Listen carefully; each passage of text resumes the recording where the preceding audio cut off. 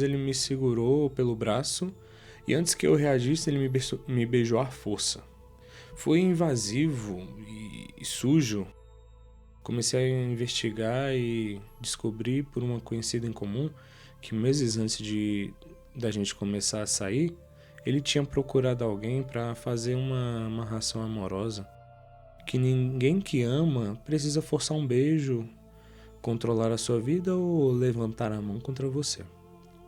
Se alguém precisa te prender para ficar ao lado dele, isso não é amor, é aprisionamento.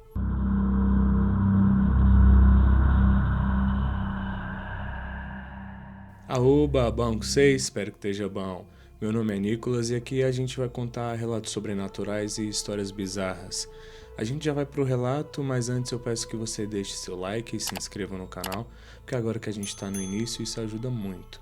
E também, se você quiser que eu conte sua história, mande ela aqui no e-mail que tá aparecendo na tela e também tem na descrição do vídeo. Não esqueça de seguir a gente lá no TikTok e no Instagram, que lá também vai ter relatos mais curtos e também alguns cortes. Agora chega de prosa e vamos pro relato, que se chama A Amarração Forçada. Eu nunca dei abertura para ele. Desde o primeiro dia em que trabalhamos no mesmo setor, eu deixei claro e de forma educada, mas firme, que eu não tinha interesse. Eu respondia apenas o necessário e recusava os convites. Eu evitava qualquer proximidade fora do ambiente profissional. Mas ele confundia esse meu limite com um desafio.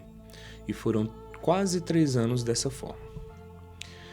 Ele mandava flores na recepção sem remetente. Tinha várias mensagens longas dizendo que eu ainda ia perceber que era ele. Alguns comentários desconfortáveis na frente de colegas. Mas eu ignorava tudo. E depois comecei a registrar internamente na empresa. Eu já estava me sentindo vigiada. Quando eu comecei a namorar, achei que ele finalmente entenderia. Mas foi totalmente o contrário. Na confraternização de fim de ano da empresa, eu estava no corredor atendendo o telefone. E ele apareceu do nada, tentando conversar.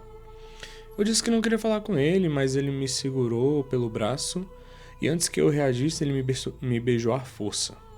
Foi invasivo e sujo. Aconteceu tão rápido que eu nem consegui pensar. Eu empurrei ele e saí chorando. Aí eu fiz uma queixa formal na empresa e ele recebeu uma advertência. Eu mudei de setor semanas depois. E eu achei que aquilo ia terminar ali.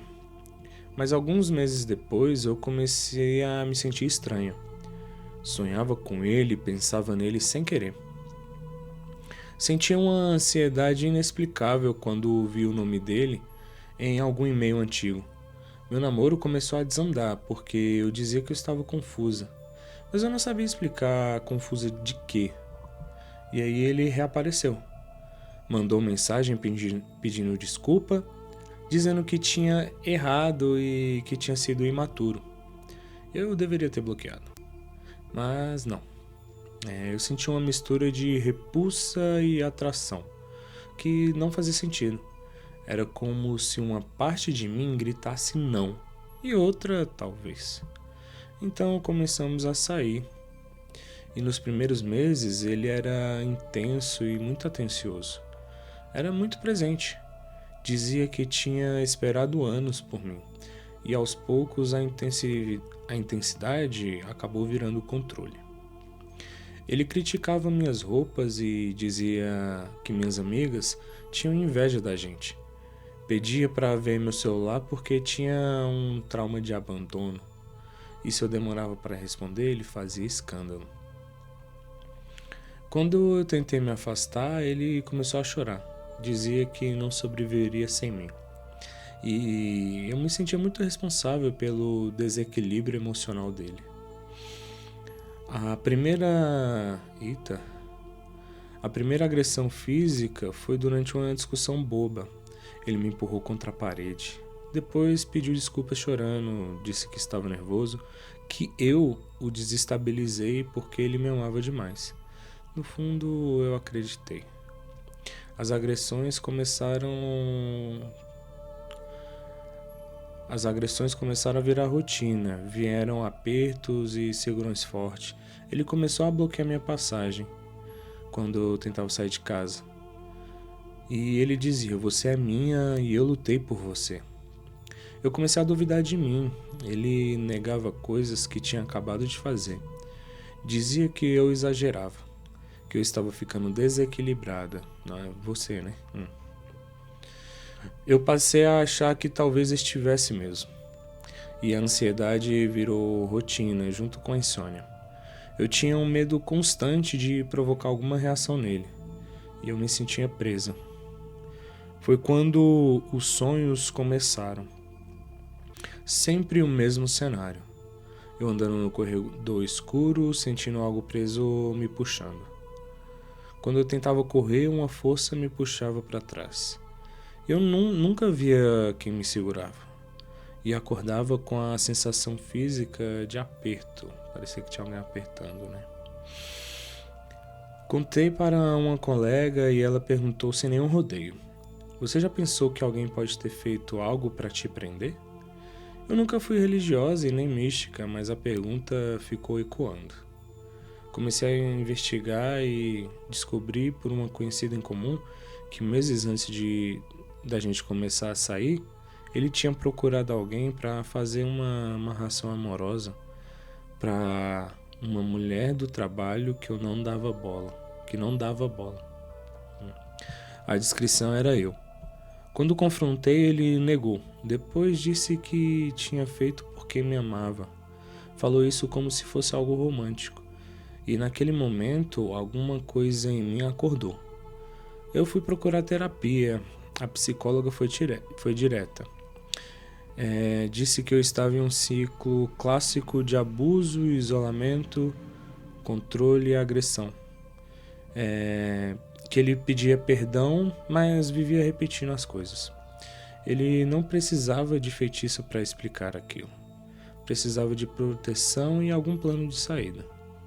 Mesmo assim, eu sentia algo que não sabia explicar.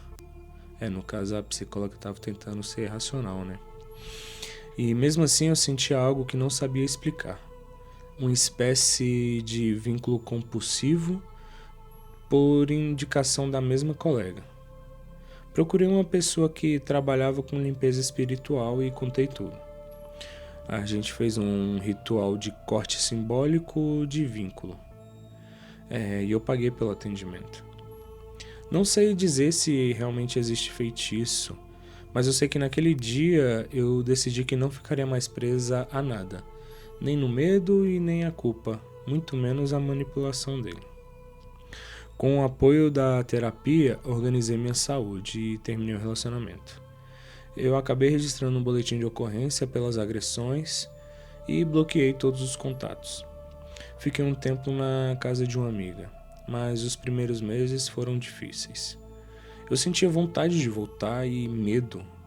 Eu tinha várias recaídas emocionais, mas com o tempo os sonhos pararam e a ansiedade diminuiu.